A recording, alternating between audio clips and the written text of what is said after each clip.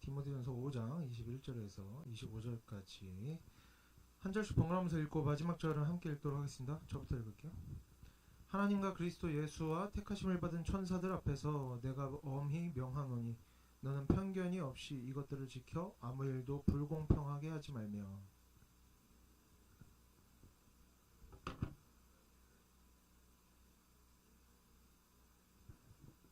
이제부터는 물만 마시지 말고 내 위장과 자주 나는 병을 위하여는 포도주를 조금씩 쓰라.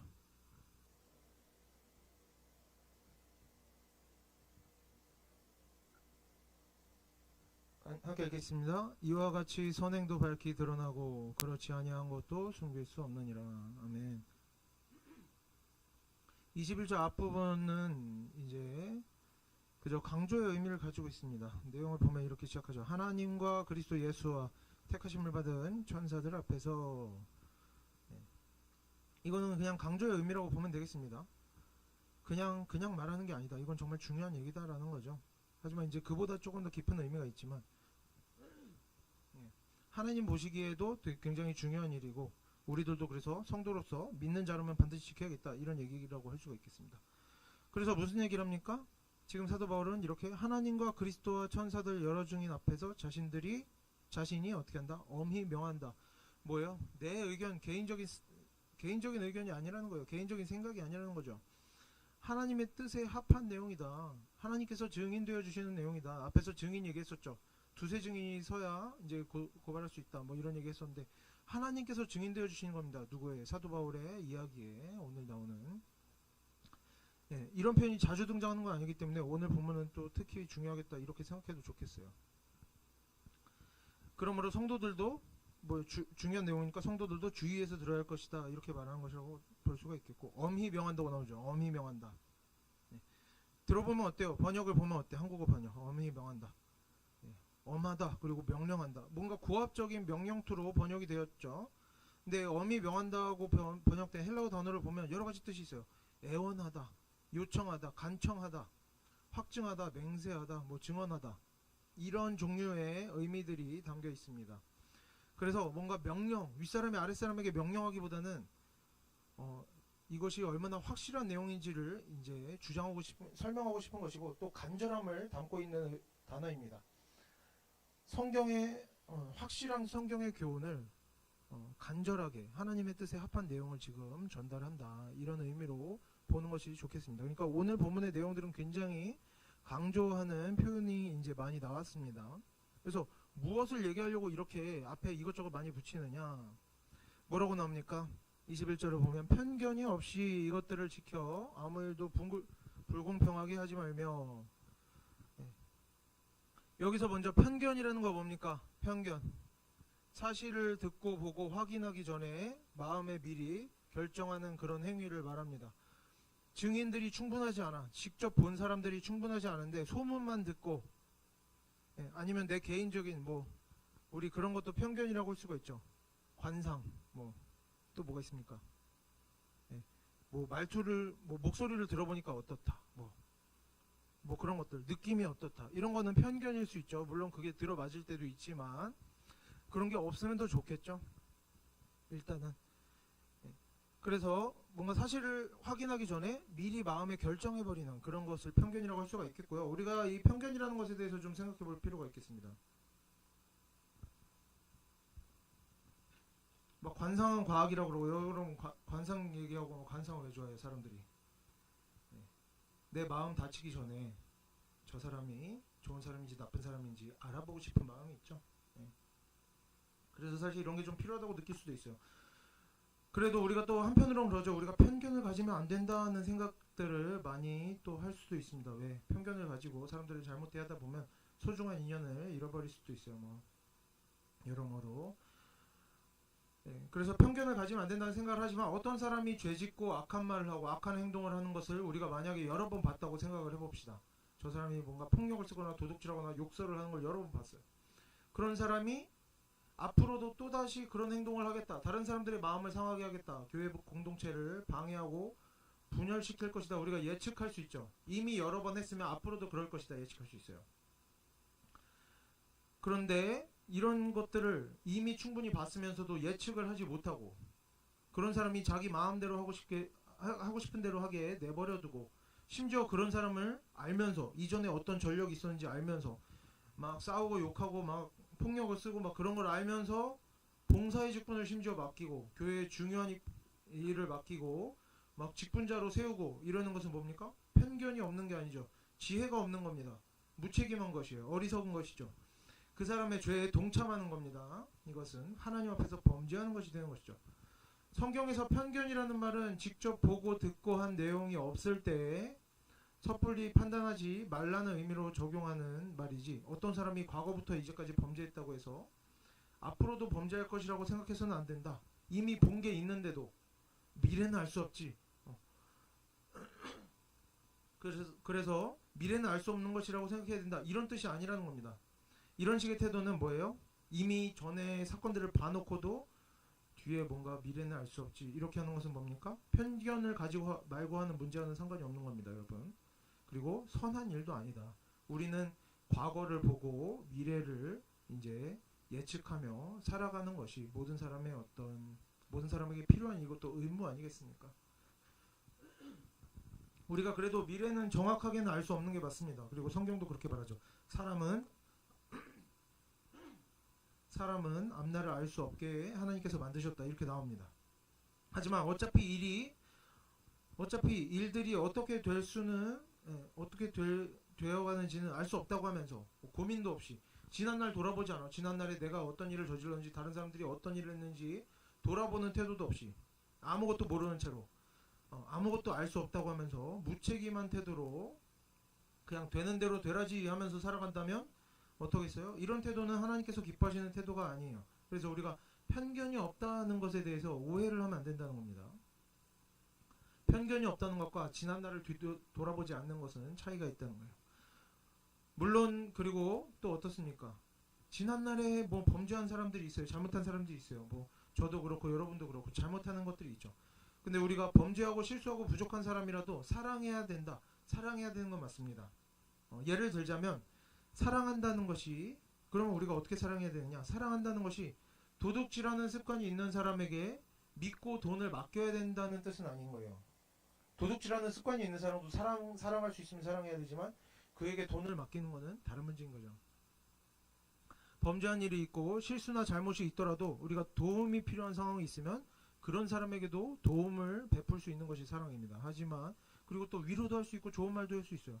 하지만 도둑질하는 습관이 있는 사람이 뭐 예를 들면 도둑질하는 습관이 있는 사람이 먹고 사는 일에 어려움이 있고 도움을 준다고 할 때는 어떻게 합니까?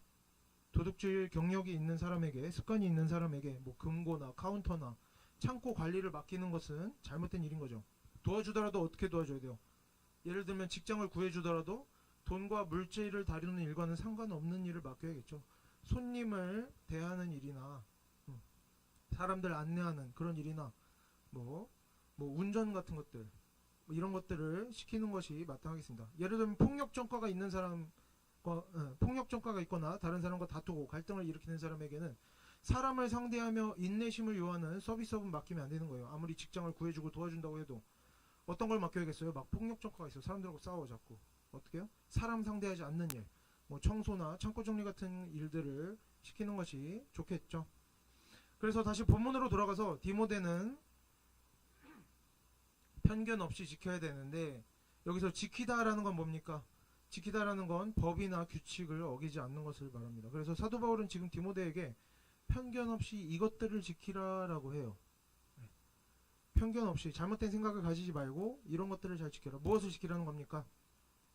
앞에 나온 내용들이죠. 앞에 뭐라고 나왔었습니까? 19절 20절에 뭐라고 나왔었어요? 제가 읽겠습니다. 목이 안 좋네. 19절 20절 제가 읽겠습니다. 장로에 대한 고발은 두세 증인이 없으면 받지 말 것이요, 범죄한 자들을 모든 사람 앞에서 꾸짖어 나머지 사람들로 두려워하게 하라. 네. 고발을 할 때는 어떻게 해라? 편견이 없이 해라.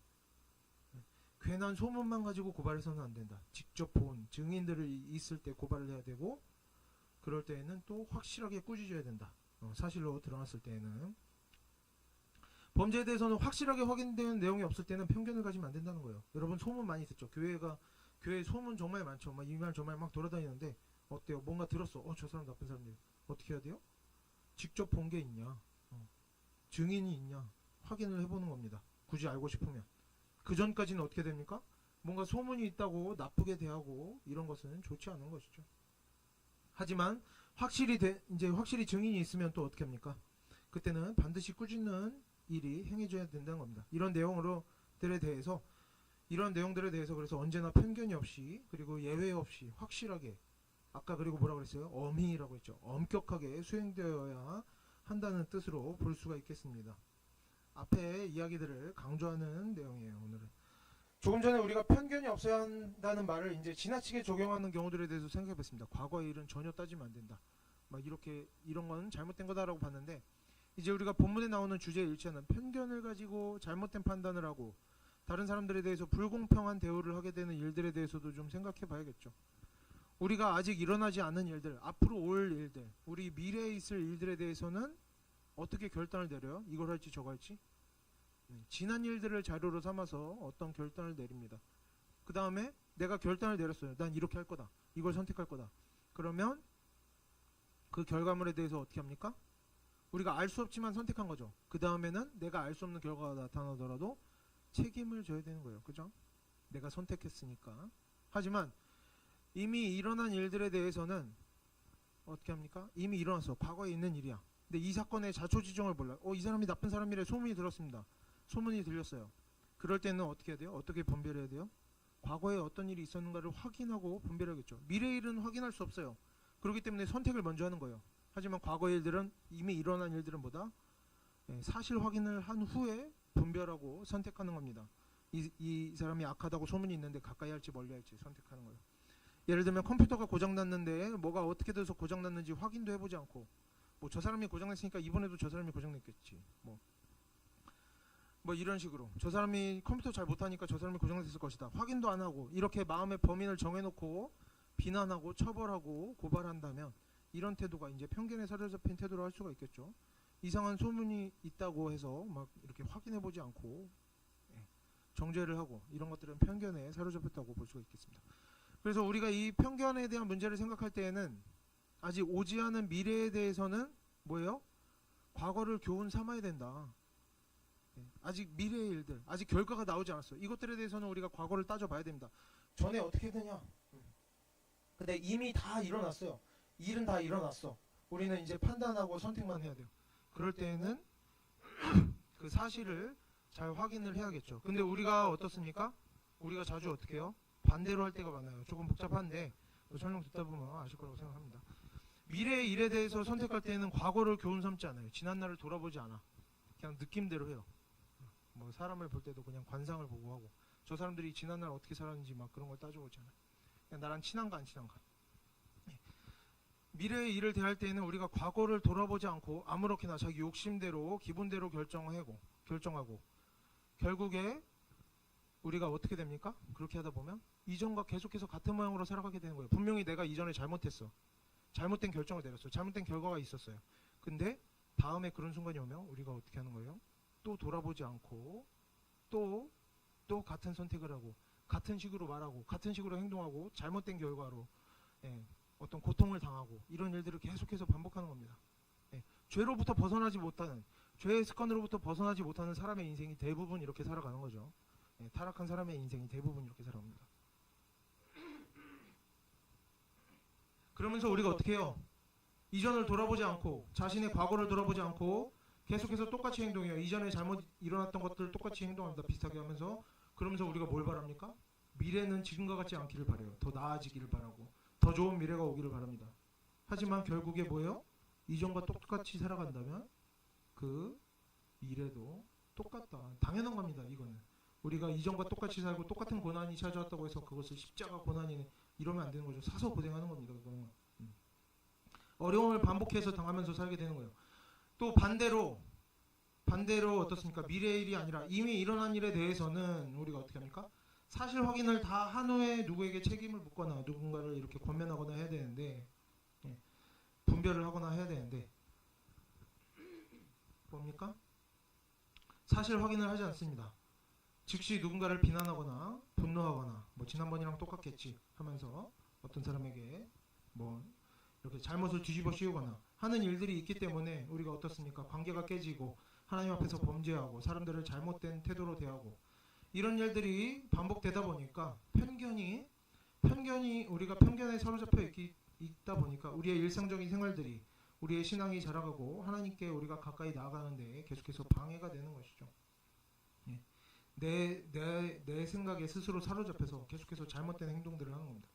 그래서 우리가 하나님께서 우리의 관계의 문제, 우리의 인생의 문제들을 해결해 주시기를 바라죠. 우리가 기도합니다. 이런 거 저런 거 해주세요. 근데 우리가 그런 것들이 해결되기를 바라기 전에 뭡니까? 나부터 바뀌어야 되는 거예요. 나부터. 먼저는 우리가 하나님께서 이미 우리에게 주신 하나님의 말씀들, 예를 들면 오늘 본문에 나오는 뭡니까? 편견 없이 살아야 한다는 말씀과 같은, 편견 없이 살아야 한다 뭐겠어요? 사실을 잘 확인하면서, 확인하고 나서 분별해야 된다, 결단해야 된다는 거죠. 편견 없이 살아야 한다는 말씀과 같은 하나님의 뜻대로 사는 방법들에 대해서 우리가 잘 배우고 익히고 그 말씀들에 순종해서 우리의 인생을 잘 감당해내려고 애쓰는 태도를 가질 때에 하나님께서도 우리가 우리가 하나님의 말씀에 전적으로 순종할 때에 하나님께서도 우리의 삶에 들어오실 수가 있는 겁니다. 우리의 삶에 하나님의 능력이 힘있게 역사하실 수가 있는 거예요. 우리가 하나님을 멀리하는 그런 태도들을 버릴 때, 죄를 버리고 순종할 때 그런 일들이 있을 수 있는 거죠. 그리고 우리가 그렇게 하나님의 말씀에 비추어 가면서 우리 자신이 변화되어지고 애쓰면서 살아갈 때 어떻게 했어요? 나의 태도가 변하고 내가 하나님의 말씀을 가까이 할 때 우리의 인생에도 변화가 있게 되는 겁니다. 그래서 넘어가서 22절을 한번 보겠습니다. 22절 함께 읽어보겠습니다. 아무에게나 경솔히 안수하지 말고.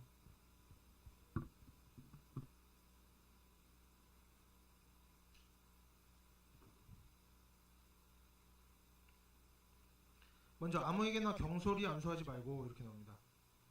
이것은 이전에 디모데전서 앞부분에서 나왔던 교훈들의 반복인데 디모데전서 3장을 보면 이런 얘기가 나와요. 새로 입교한 자에게 안수를 주지 말라. 아무나 직분으로 주지 말라는 거죠.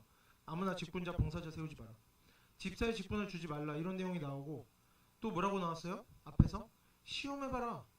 직분을 세우기 전에는 어떻게 하라고? 시험해보라고. 시험해보고 책망할 것이 없으면 집사의 직분을 주라. 이렇게 나옵니다. 매우 중요하다는 거죠. 직분이. 이전에도 다뤘던 내용이지만 성경에서는 또 오늘 반복해서 이렇게 오늘도 나와요. 안수한다는 게 뭐예요? 직분을 준다는 거죠. 가벼이 직분을 주고 직분을 받는 그런 모든 일들을 금하고 있는 겁니다. 근데 실제로 우리가 하나님의 말씀대로 살지 못하게 되는 경우들이 있습니다. 여러분은 물론 지금 직분을 주고받는 상황이 아니지만 그래도 지금 하나님의 말씀이 나왔을 때 우리가 잘 배워놓으면 좋겠어요. 어떤 일들이 있어요? 현실적으로는 자격이 부족한데도 서로 간의 분위기에 떠밀려서 뭐 예를 들면 이런 게 있죠. 교회 다닌 지 이렇게 오래됐으니까 봉사 이렇게 오래 했으니까 직분을 주고 직분을 받게 되는 일들이 있는데 현실적으로는 그것들이 어떤 이유가 될 수도 있어요. 하지만 결국에 뭡니까? 하나님의 말씀에 현실적으로 아무리 어떤 이유들이 많이 있다고 해도 그것이 하나님의 말씀에 불순종하게 될 때 현실적인 이유들이 그것을 죄가 아니게 만들어주고 괜찮은 일로 만들어주고 하는 것이 아닙니다. 하나님의 말씀이 우선이 되어야 되고 현실의 이유들은 그 뒤가 되어야 하는 것이죠. 어떤 사람이 자격이 없어. 근데 교회 오래 다녔고 뭐 이렇게 출석을 잘했어. 그런다고 직분을 준다. 이것은 뭡니까? 현실적으로 어쩔 수 없었다. 사람 사이에서는 그럴 수 있죠. 하지만 하나님 앞에서는 범죄가 되는 일이다. 그러면 우리가 어떻게 살아야겠습니까? 먼저는 그런 일이 없도록 하나님의 말씀을 벗어나는 일들이 일어나지 않도록 애써야겠지만 이미 일어난 일들도 있어요. 뭐 우리가 이미 정신 차려보니까 이렇게 직분을 내가 자격이 안 되는데 직분을 받았거나 다른 사람들이 직분을 얻도록 자격이 안 되는 사람들인데 막 투표를 한다던가 뭐 직분을 얻도록 도와줬다던가 이런 일들이 이미 일어났을 수도 있죠. 어떻게 해야 됩니까? 직분을 주고 난 후에 받고 난 후에 이 사람의 역량이 부족함을 알게 되었으면 목회자라면 특별하게 그 사람에게 관심을 가지고 열심히 지도해야 할 것입니다. 앞으로라도 잘 되도록 지도해야 할 것이고 성도는 어떻게 해야 돼요? 자신이 직분을 받은 후에 이렇게 디모데전서 말씀을 봤어요. 이것도 안 되고 저것도 안 되고 이렇게 해서도 안 되고 저렇게 해서도 안 되고 나에게 너무나 부족함이 있음을 느꼈다고 해봅시다. 그러면 어떻게 됩니까? 내가 직분 받은 것을 돌이킬 수는 없지만 이제 하나님께서 나에게 왜 직분을 주셨을까? 이전보다 왜 직분을 받게 하셨을까? 나에게 왜 이런 위기감을 느끼게 하셨을까? 이전보다 더욱 특별한 변화와 거듭남을 나에게 원하신다고 생각하고 우리가 이전보다 더 열심히 하나님의 말씀대로 살려고 애쓰면서 이전과 다른 모습으로 변화되어지려고 애쓰는 것이 우리가 할 수 있는 최선이겠죠. 물론 그걸로 완전하지는 않습니다. 이미 잘못한 일은 잘못한 일이에요. 하지만 우리가 잘못한 중에도 뭐예요? 누구 때문에 이럴 게 아니라 언제나 최선을 찾아가는 것이 성도로서 바람직한 태도라고 할 수가 있겠습니다. 우리는 누구나 부족함이 있습니다. 완전한 사람은 없어요. 누구나. 그리고 돌이킬 수 없는 지난날의 실수들을 안고 살아갑니다. 저도 뭐 지난날에 돌이킬 수 없는 실수들이 있어요. 뭐 전에도 말했죠. 뭐 알바하면서 시간 낭비하고 막 이런 실수들. 다 누구나 그런 실수들을 안고 살아갑니다. 하지만 우리가 부족하고 연약한 중에도 겸손한 마음으로 하나님께 나아간다면, 하나님 제가 이런 부족함이 있습니다. 저의 인생을 하나님께 드립니다. 이렇게 나아간다면 내가 이제부터라도 하나님 말씀대로 살겠습니다. 나아가면 하나님께서는 능히 우리를 모든 부족함과 실패와 연약함에서 다시 일으켜 세워주실 한 능력이 하나님께 있다는 겁니다. 우리의 믿음이 그런 믿음 아니겠습니까? 그리고 우리의 부족한 인생을 통해서도 하나님께 영광 돌릴 수 있다. 하나님께서 우리를 그렇게 만들어 주실 것이다. 하나님 안에만 소망이 있는 겁니다. 여러분, 하나님의 말씀에만 소망이 있는 거예요. 나의 올바름으로, 나의 어떤 편견으로 살아갈 때에는 우리가 그런 하나님의 영광에 이르지 못하는 것이죠. 하지만 우리가 아무리 부족하더라도, 여태까지 계속해서 실수하고 실패해 왔더라도 하나님께 나아갈 때 그 모든 것들을 능히 이기실 하나님의 능력이 우리와 함께한다. 그 다음으로 이렇게 나옵니다. 뭐라고 나와요? 다른 사람의 죄에 간섭하지 마라. 이것은 바로 앞에 문장과 연결되는 내용입니다. 경솔하게 안수하는 사람은 어떻게 되는 거예요? 그 자격 없이 안수를 받고 직분을 얻은 사람의 죄에 참여하게 되는 겁니다. 자격이 없는데 직분을 얻었어. 막 사고치고 다니겠죠. 그러면 그 사람에게 직분을 준 사람, 안수를 한 사람도 다 그 죄에 동참하게 되는 겁니다. 내가 목회자로서 다른 사람에게 집사나 장로로 안수를 주었는데 그 사람이 부족함이 있고 범죄하고 사고치고 교회 분열을 일으킨다면 그것은 그 사람의 죄도 되지만 안수를 준 목회자에게도 책임이 있게 된다는 것이죠. 다른 것도 마찬가지입니다. 직분뿐만 아니에요.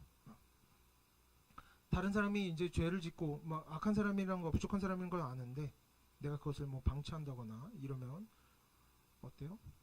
내가 조치를 취할 수 있는데도 그냥 내버려 둔다거나 하면 다 우리도 잘못인 겁니다. 내가 잘못을 봤어. 잘못하는 걸 봤어. 근데 그냥 냅둬. 이런 것들도 우리에게도 책임이 된다는 거죠. 죄가 된다는 겁니다. 물론 우리가 사람으로서는 이런 이야기 할 수 있어요. 뭐 예를 들면 안수하고 직분을 준다는 거. 그럴 줄 몰랐다. 이런 이야기 할 수 있죠. 나는 몰랐지. 그럴 줄 몰랐지. 하지만 레위기를 보면 이제 우리가 구약을 잘 안 보는데 요럴 때 잠깐 봐야겠죠. 레위기에서는 뭐라고 나오냐면 부지 중에 뭡니까? 내가 알지 못하던 중에 죄를 짓는 경우가 나옵니다. 이게 죄인지 몰랐어. 난 그냥 행동했는데 나중에 보니까 죄야. 부지 중에 죄를 짓고 나서 나중에 그것이 죄로 드러나게 될 때 누군가가 내 그런 행동 때문에 피해를 당했음이 드러나고 마음이 상했음이 드러나고 죄로 드러나게 될 때 그 성도는 어떻게 해야 됩니까? 부지 중에 한 것이 죄로 드러났을 때 그 성도는 어떻게 해야 돼요? 처음부터 의도적으로 죄를 지은, 계획하고 의도적으로 죄를 지은 사람과 완전히 똑같은 과정을 거쳐서 하나님 앞에 회개하도록 되어 있습니다. 똑같은 내용물로 제사를 드리도록 되어 있어요. 무슨 뜻이에요? 하나님께서는 어떻게 보신다? 처음부터 악한 계획으로 악한 의도로 죄를 지은 사람과 부지 중에 죄를 짓고 나중에 그게 죄가 되었음을 깨닫는 사람이 하나님 앞에서는 어떻다? 똑같다 하라는 겁니다. 똑같은 대가를 치르기를 원하신다는 거예요. 하나님께서는. 그래서 하나님을 믿지 않는 사람은 이럴 수 있습니다. 모르고 했으면 의도적으로 한 것이 아닌데 남에게 피해를 주고 다른 사람 마음 상하게 했으면 나는 몰랐어. 난 그렇게 될 줄 몰랐지. 난 잘못이 없어. 그러니까 난 책임이 없어. 얼마든지 이렇게 말할 수 있습니다. 하나님 믿지 않는 사람은 얼마든지 이렇게 말할 수 있어요. 그리고 우리는 충분히 납득할 수 있죠. 몰랐으면 그럴 수 있지. 하지만 하나님 믿는 사람은 어떻게 됩니까? 하나님 말씀대로 살아야 되죠. 하나님의 말씀대로 산다는 건 뭐예요? 알고 의도적으로 한 것이 아니어도 완전히 모르고 한 것이어도 자신이 한 말과 행동에 대해서는 끝까지 그 결과에 대해서 책임을 지려고 하는 태도를 가져가는 것입니다. 내가 했던 말과 행동이 나는 그냥 한 것인데 그게 죄로 드러납니까 여러분? 나중에 죄로 드러났습니까? 그것에 대한 대가를 내가 온전히 치르도록 노력을 해야 되는 거예요.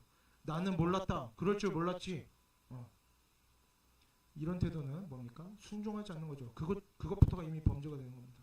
그래서 우리에게 필요한 것은 뭡니까? 내가 몰랐어도 책임지려고 하는 태도. 그것이 하나님께서 원하시는 것이다. 하나님을 믿고 하나님의 말씀을 믿는 사람이라면 자신이 모르고 한 일이라도 나중에 죄가 되었음을 알게 되었을 때, 죄가 되었음이 드러났을 때, 다른 사람에게 피해를 주게 되었을 때 그것에 대해서 어떤 마음 가져야 돼요? 미안해야 되고 부끄러워해야 되고 또 가능하다면 사과를 하거나 배상을 할 수 있으면 해야 되겠고, 하지만 사실 사과하거나 배상하는 건 너무 어렵죠. 할 수 있으면 하면 좋겠지만 그렇지 못하더라도 자신이 죄를 지었음을 알고 변화되어지려고 노력을 하는 것이 하나님의 말씀에 순종하는 일이라 할 수가 있겠습니다. 나는 몰랐지, 그럴 줄 몰랐지라는 것은 하나님의 자녀다운 태도가 아니라는 거죠. 그리고 당연히 그에 대해서 우리는 또 뭘 해야겠어요? 자꾸 내가 행동을 했는데 나는 나쁜 의도가 없었는데 그게 자꾸 막 죄가 돼. 다른 사람과 갈등이 되고 다른 사람 마음 상하게 하고 피해를 주고 그래요. 어떻게 해야 돼요? 그런 일이 아예 없도록 노력을 해야 되죠. 모르고 짓는 죄라고 괜찮은 게 아닙니다. 모르고 짓는 죄가 없도록 만들려고 노력을 해야 되는 것이죠. 내가 자꾸 뭔가를 하면 그것이 죄가 된다? 남에게 피해를 주고 갈등을 일으킨다? 그러면 그냥 평소에 말하는 것부터 조심을 해야 되는 거죠. 평소에 모든 행동과 모든 말하는 것에 조심을 해야 되는 겁니다. 무언가 시작하기 전에, 어떤 결정을 하기 전에 내가 나에게서 뭔가 죄가 많이 나타난다 그러면 항상 한 번 더, 두 번 더 확인해보고 알아보고 생각해보고 고민해보고 그런 노력이 있어야 되는 겁니다. 하나님께서는 어떤 분이에요? 사람으로서는 아무래도 어쩔 수 없는 것들을 죄라고 부르심으로 사람을 괴롭히는 분이 아니라는 겁니다. 예를 들면 뭐 이런 거, 태어나는 거, 모든 사람은 태어납니다. 안 태어났으면 사람이 아니죠. 근데 태어나는 것이 죄다, 늙어가고 죽음에 이르는 것이 죄다, 이러면은 우리가 어쩔 수 없다고 할 수 있어요. 자포자기하는 수밖에 없어요. 내가 죄를 지을 수밖에 없구나. 왜? 피할 수 없으니까. 하지만 하나님께서는 이런 것을 죄라 여기지 않으신다는 거죠. 이런 것을 죄라고 말씀하지 않으세요. 어쩔 수 없는 것을 죄라고 말씀하지 않으시는 분이라는 걸 우리가 이해를 해야 됩니다. 내가 볼 때 이런 건 사람이 어쩔 수 없지 않나라고 생각이 들어도 이해를 해야 돼요. 하나님께서 어쩔 수 없는 것을 죄라고 하지 않으신다. 고칠 수 있기 때문에, 그리고 우리가 노력해야 되기 때문에 죄라고 말씀하시는 것이다. 하나님께서 죄라고 말씀하시는 모든 것들은 우리가 극복하기를 원하신다는 것이고 우리에게 극복할 능력을 이미 주셨다는 것입니다. 그리고 우리가 노력할 때 하나님의 능력으로 우리와 함께 하신다고 약속을 해주시는 거예요. 너에게 의지만 있다면, 너에게 노력만 있다면 열매는 누구에게 있다? 하나님께 있다. 열매는 하나님께서 만들어 주실 것이다 라는 겁니다. 부지 중에 짓는 죄가 없게 해주세요. 기도하고 노력한다면 우리는 이룰 수 있는 겁니다. 그리고 우리가 노력하기 시작하면 하나님께서는 죄로부터 벗어나기를 도우시고 우리의 인생의 변화를 일으키기 시작하시는 것입니다. 그래서 우리가 그 어떤 죄와 부족함에 대해서도 어쩔 수 없었다, 나는 몰랐지 하고 방치하는 일이 없었으면 좋겠습니다. 우리가 그 무엇이더라도, 아무리 몰랐고 아무리 어쩔 수 없어 보이더라도 죄가 되어지는 일들, 성경에서 죄라고 말하는 모든 일들에 대해서는 우리가 하나님 앞에서 변화되어져 가기를 노력하는 하나님의 자녀들이 되기를 바랍니다. 그리고 이제 다시 안수하는 이야기로 돌아가서, 목회자는 안수받은 사람이 악한 일을 하면 그 죄에 참여하게 된다고 했습니다. 그래서 경솔하게 안수해서는 안 될 것이다. 성도로서도 뭡니까? 자신이 안수받은 후에 부족함이 드러나면 목회자도 죄짓게 만드는 거예요. 내가 잘못했다고 내 잘못인 것만이 아니에요. 목회자도 죄짓게 만드는 겁니다. 하나님 앞에서 죄인 되게 만드는 거예요. 그래서 안수받는 일을 할 때 더욱 조심스럽게 여겨야 하는 것이죠. 여러분이 청년부 안에서 제가 리더로 임원으로 막 세웠는데 여러분이 죄를 짓습니까? 그럼 제 죄가 되는 겁니다. 이해가 되십니까? 네. 그런 건 아닌 것 같아요. 네. 여러분, 그래서 우리가 이 얘기를 왜 하느냐? 우리가 더 책임감을 가져야 된다는 겁니다. 우리의 말과 행동에 무게가 있어야 된다는 거예요. 성도라면. 아무리 내 마음이 내 성격이 이렇게 하고 싶은 게 있어도 내 일이 내 일만이 아닌 겁니다. 내 말이 내 말만이 아닌 것이고 내 행동이 내 행동인 것만이 아니라는 겁니다. 내가 잘못하면 누가 책임진다? 옆 사람도 책임지고 이 사람 저 사람 책임지게 된다. 네. 그래서 조심스럽게 여겨야 될 것입니다. 서로 간에 말하고 행동하는 일에 대해서. 교회에서는 헌신된 일꾼이, 봉사자가 더 많이 필요해서 성급하게 뽑을 수 있어요. 안수도 할 수도 있고 그럴 수 있죠. 사람이 실수할 수 있습니다. 당연히. 그런데 어떤 일이 정말 하나님께서 보시기에 필요하고 우리가 막 이런 일이 있다고 봅시다. 막 일이 너무 많아져.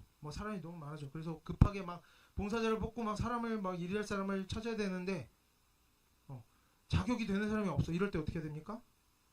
어떤 일들이 정말 하나님께서 보시기에 필요하고 꼭 감당해야 되는 일이라면 하나님께서 반드시 그에 합당한 자격이 되는 일꾼을 주시는 것입니다. 하나님께서는 그의 일들을 이루어 가시는 분인 겁니다. 반대로 생각하면 어떻습니까? 합당한 일꾼을 주지 않으신다. 자격 있는 사람이 없어. 그러면 그 일은 뭐예요? 불필요한 일인 것이죠. 하나님께서 보시기에 그렇게 필요한 일이 아닌 겁니다. 하지 않아도 되는 불필요한 일이라 여기는 것이 그래서 성도로서도 맞다고 봐야 하겠습니다. 그 사람 없어도 그런 자리 채워주는 사람 없어도 큰일 안 난다. 이런 생각. 하나님께서 함께 하신다. 하나님의 말씀에 순종하면 뭐요? 사람이 보기에 어지러워도 하나님께서 그 부족함을 채워주시는 겁니다. 그래서 우리가 일꾼이 필요해서 혹은 다른 필요 때문에 인간적인 시선으로 보기에 뭔가 이게 필요하고 저게 필요하고 그렇다는 이유로 하나님의 말씀을 거슬러서 경솔하게 안수하고 안수받고 뭐 직분자 봉사자 세우고 하는 일이 없도록 할 때 어떻게 하는 겁니까? 그럴 때 우리가 기도할 수 있는 겁니다. 하나님 이 어려움을 해결해 주세요. 왜? 내가 하나님 말씀대로 살았으니까 필요하다면 사람을 주세요. 아니면 이런 일을 안 해도 되게 해주세요. 아니면 안 해도 사고 안 나게 해주세요. 이런 것들 합당한 기도가 되는 것이죠. 그리고 그럴 때 우리가 순종하고 기도할 때 하나님께서 함께 하시는 것입니다. 넘어가서 다음 구절 보도록 하겠습니다. 23절 함께 보겠습니다. 이제부터는 물만 마시지 말고 내 위장과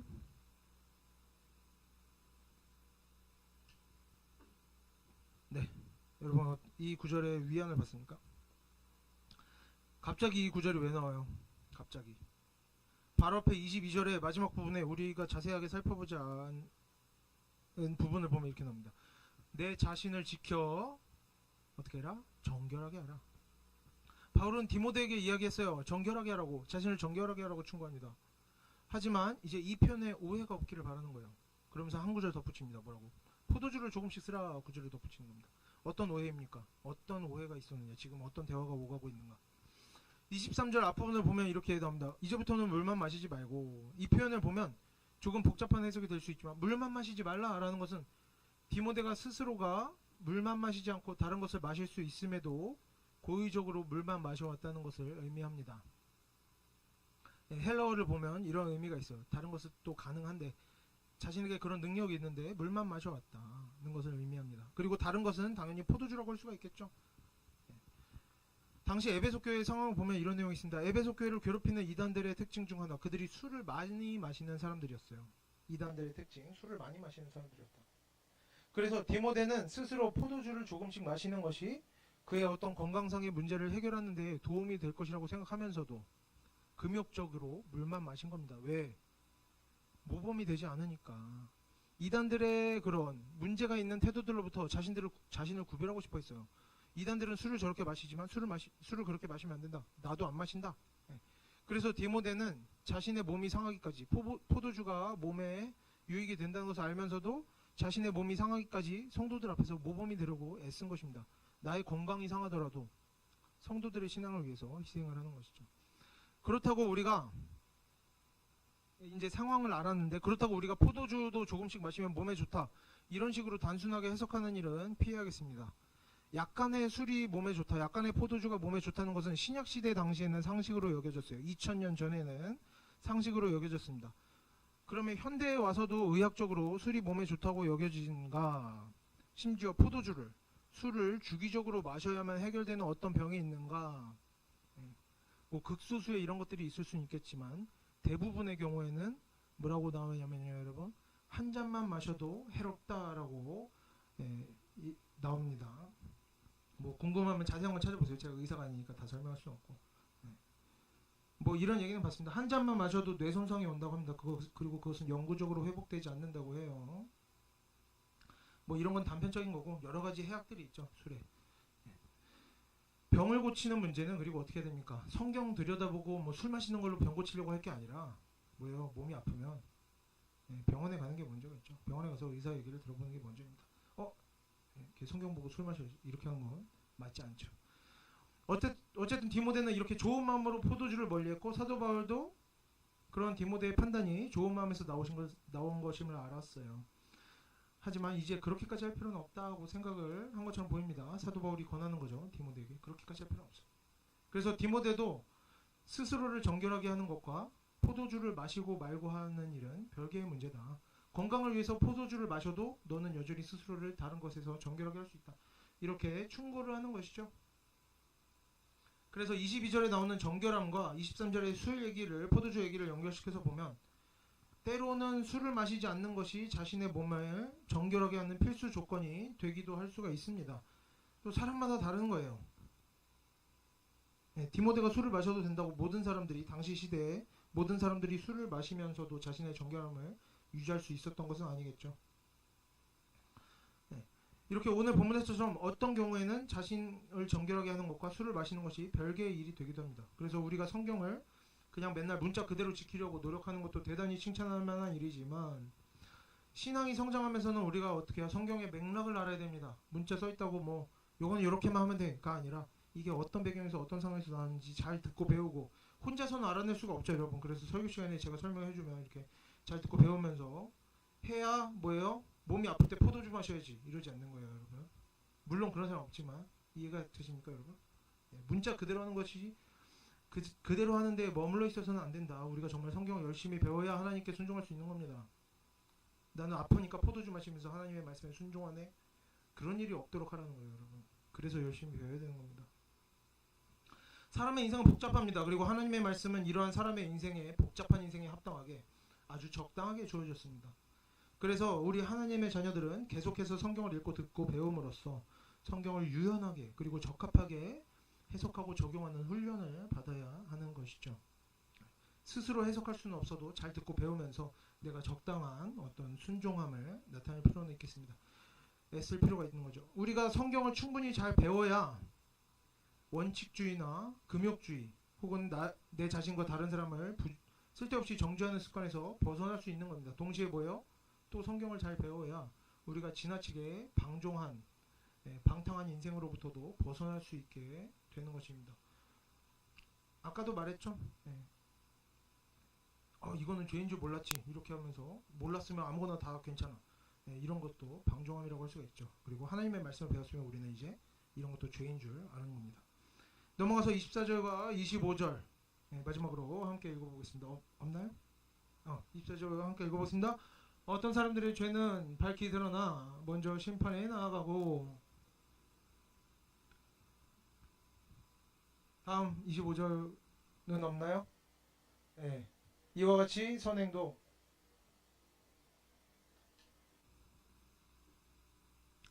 24절과 25절은 비슷한 이야기 반복입니다. 죄든지 선행이든지 금방 밝히 드러나는 것도 있고 나중에 천천히 드러나는 것도 있다.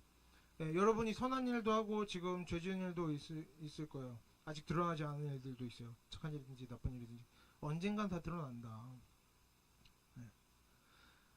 그래서 어떻다는 겁니까? 24절과 25절 본문은 다시 22절의 주제, 경솔하게 안수하지 말라는 주제로 돌아갑니다. 뭐요? 악한 것이든 선한 것이든 바로 드러나는 것도 있지만 천천히 드러나는 것들도 있다. 그렇기 때문에 새로 입교한 자, 앞에 나왔었다 그랬죠? 디모데전서 앞부분에 새로 입교한 자, 그 성품을 잘 살펴보지 않은, 얼마 되지 않은 사람들, 그 속내가 파악되지 않은 사람들에게는 안수를 주어서는 안 된다는 거죠. 왜? 천천히 드러나는 것도 있기 때문에. 그리고 결국에 시간이 지나면 선하고 악한 것은 다 드러나기 마련이라는 거예요. 그래서 우리가 사람을 분별하는 일에 있어서는 조급하게 굴 필요가 없다는 겁니다. 어차피 다 드러나게 돼 있어요.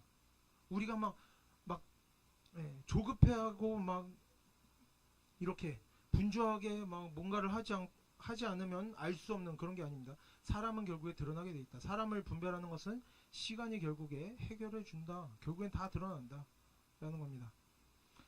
우리가 사는 일이 힘들다 보면, 살다 보면 힘든 일이 많은데 사는 일이 힘들다 보면 하나님의 말씀을 믿고 듣고 배우면서 오히려 우리의 인생에 대해서 하나님의 말씀에 책임을 전가하려고 하게 될 때가 많아요. 하나님의 말씀에 순종하는 게 아니라 내가 이렇게 사는 것을 하나님의 말씀에 책임 전가. 뭐요? 하나님의 말씀대로 살았으니까, 문자적으로 그대로 했으니까, 예를 들면은 아플 때 포도주 마셨으니까, 뭐 이거는 약간 농담이지만, 아플 때 포도주 마셨으니까 문자적으로 그대로 했으니까 결과물이 안 좋아도, 과정에 문제가 있어도 이건 더 이상 내 문제가 아니다. 난 순종했다. 하나님께서 이러셔야 된다. 이런 생각이 자꾸만 들게 되는 것이 뭐 어떤 게 있습니까? 뭐 난 열심히 했으니까, 뭐 사랑으로 했으니까, 희생으로 했으니까, 뭐 하나님께서 도와주셔야지, 뭐 해주셔야지, 이거 해주셔야지, 저거 해주셔야지, 이런 생각이 자꾸만 드는 겁니다. 그러다 보면 뭐요? 결과가 안 좋으면 어떻게 돼요? 원망. 하나님에게 책임을 전가하는 자신의 삶인데 하나님이 책임져야 한다고 생각하는. 그러다 보면 오늘 본문에 나오는 문제들 같은 일들이 일어나는 겁니다. 사람을 대충 보고 괜찮은 것 같으면 안수를 주고 직분을 주고 봉사를 세우고, 또 어떤 일들? 단순하게 금욕적으로 살면서 내가 성경에서 이런 거 저런 거 막 하지 말라 그랬어. 그러니까 난 무조건 금욕. 그래서 금욕적으로 살면서 무작정 자기가 잘 살고 있다고 여기는 그런 일들이 생기는 것입니다. 애초에 성경대로 사는 것도 아니죠. 오해하고 하는 것이죠. 하나님의 말씀은 그렇게 단순하게 이것저것 딱 정해주는 그런 식으로 우리에게 명령하지 않으신다는 겁니다. 성경에 기록된 많은 내용들은 우리가 그 각각의 성경 본문의 독특한 상황에 그 맥락 가운데 있어요. 그래서 성경을 우리가 이해하고 믿고 성경의 하나님의 말씀에 순종하려면 우리도 어떻게 해야 돼요? 우리에게 주어진 우리의 인생 속에서의 독특한 상황에서 언제나 우리가 지혜롭게 적절한 반응을 나타내 보여야만 하는 것입니다. 하나님께서 우리에게 순종을 요구하신다는 것은 그냥 문자 그대로 시키는 대로 해라. 그러면 내가 나머지 알아서 다 하겠다. 막 복을 넘치도록 주겠다. 이런 게 아니라는 거예요. 언제나 생각해야 되는 거예요. 어떻게 하는 것이 하나님의 말씀대로 사는 것일까? 내가 어떻게 해야 하나님의 말씀대로 살 수 있을까? 어떤 것이 지혜로운 것일까? 계속해서 고민하고 노력하는 사람이 하나님의 말씀대로 살 수 있는 겁니다. 그리고 그럴 때의 열매가 나타날 수 있는 것이죠. 하나님의 말씀은 성도가 가진 성급하고 조급하게 판단하고 결정하는 모든 태도들을 버리기를 명령합니다. 성급함과 조급함이 죄라고 성경에서는 말하고 있습니다. 성급하게 조급하게 하다가 실수하는 것들이 죄라고 여기 명령하고 있고, 어떻게 해라? 신중해라. 인내심을 가지고 여러 번 고민하고 자세히 살펴보고 지혜를 가지고 분별하고 결정해야 된다.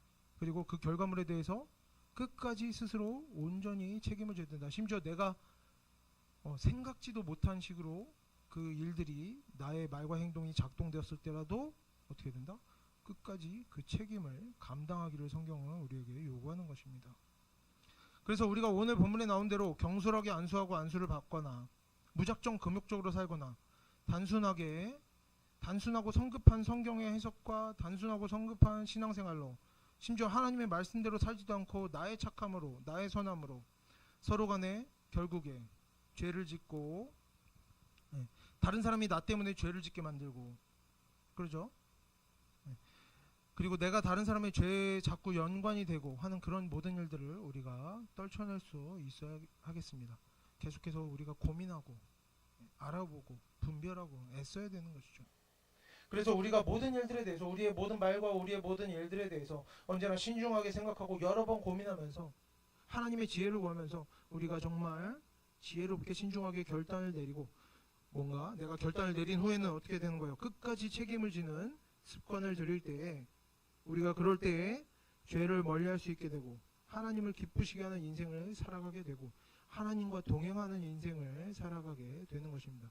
우리가 그래서 정말 하나님의 말씀대로 살아가면서 하나님의 역사하심을 경험하면서 하나님을 기쁘시게 하는 하나님의 자녀들이 우리 모두가 하나님의 자녀들이 되기를 바랍니다.